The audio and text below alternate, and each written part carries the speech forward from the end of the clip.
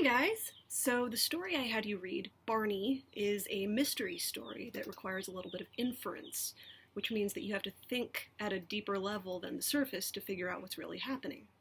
And it was kind of hard to figure out without any guidance, so a lot of you got some of the questions wrong even though I could tell you were trying. So I'm going to try to tell you what's really going on. Then I want you to reread the story through that new lens and correct the slides I told you you missed, and then email me so I can raise your score before it goes in the gradebook. Okay, so in Barney, in the first entry, August 30th, we find out that this scientist and his assistant are alone on an island except for some lab rats, including one named Barney. The scientist just had to fire his assistant. Why? Because the assistant kept vandalizing the lab and he tried to poison Barney.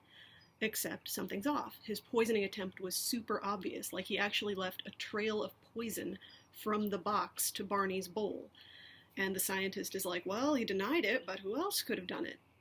And the author wants us at that point to go, well, who else could have done it? That kind of crime is really too obvious for a lab assistant who works in science, so who else could have done it? The only other character we know about is Barney. So right away we're supposed to think, hey, was this assistant framed by Barney? And indeed he was. The lab rat is trying to get rid of the assistant, and we'll find out why in the next entry.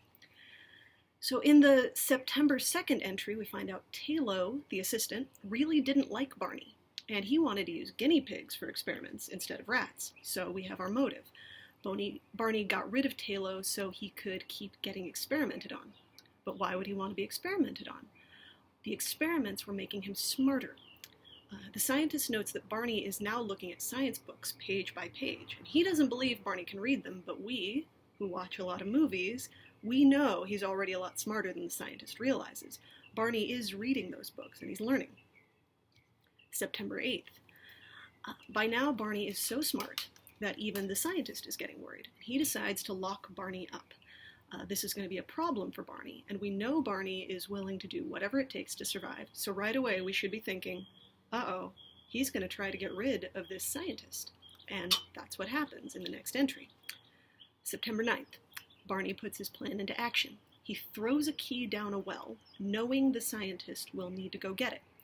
He plans to wait for the scientist to lower himself into the well to rescue the key, and then cut the rope and strand him there. September 10th, the plan happens. The scientist lowers himself down into the well to get the key, and Barney starts chewing the rope. Unfortunately for Barney, the scientist's flashlight stops working early and he climbs out early. And Barney starts squeaking in distress when this happens. He's like, no, stay down there. And when he gets to the top, the scientist discovers the rope is half cut, and he goes, oh, how sweet. Barney was trying to warn me. But we know what's really going on. So the scientist says he's going down again. Uh-oh, Barney's going to work faster the next time, and he does. So in the next entry, September 11th, Barney writes it. He has succeeded in cutting the rope. Now the scientist is going to die down the well because Barney trapped him down there. But Barney doesn't want any other humans to figure out what happened because he doesn't want them to come kill him or lock him up or anything. So when he writes the diary entry, and because he's writing this, that's why the spelling is so bad, he says, oh, how sad, I am the scientist, and Barney died, and I loved him, so I'm going to kill myself by casting my body into the ocean. Don't look for me, definitely don't look down the well, and also please send female rats, no males. So he's just murdered this guy, and he's trying to cover his tracks and start a new little rat harem alone on the island. That's what you're supposed to get out of the story. I hope knowing that will help you answer the questions. There is one question about irony, and now I'm going to tell you about that. There are 3 kinds of irony. So verbal irony is where what you say is the opposite of what you mean. So for example, here's an Oscar Wilde quote. As long as a woman can look 10 years younger than her own daughter, she is perfectly satisfied. That sounds like he's saying women are easily satisfied, but really he's saying the opposite of that. That kind of irony isn't really in the story Barney. It's not verbally witty, it's just told in a normal voice. So that's not going to be your answer. Then there's situational irony. That's when the opposite of what you expect to happen happens, but in a morally significant way. So it's not just any old surprise. It's not like, oh, I thought Johnny was the murderer, but it's actually Susie. It's more like when you're driving and you realize you don't have your seatbelt on, so you go to put it on, but in doing so, you cause a crash and die.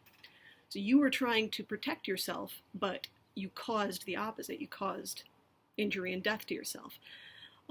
That's situational irony. That's not really in this story either.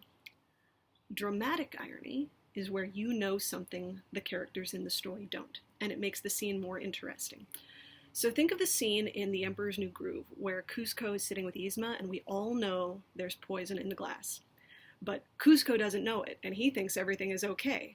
And as we watch the scene, we're like, don't drink it, you idiot, she's obviously trying to kill you, and we're in suspense the whole time. And then he drinks it, and we're like, why couldn't you tell? It was so obvious. That is the kind of irony in Barney. We're supposed to be yelling at the scientist while we read, don't go down the well, he's trying to kill you, and then he does it, and we're going, oh, you fool, you should have known. So I hope all this clears the story up. If you make corrections, please email me, because Google Classroom and Pear Deck don't tell me when you make corrections. Email me, so I know to go back and change your score. Tell me which slides you fixed by number. If you missed a vocabulary slide, just look up the definitions again and fix it.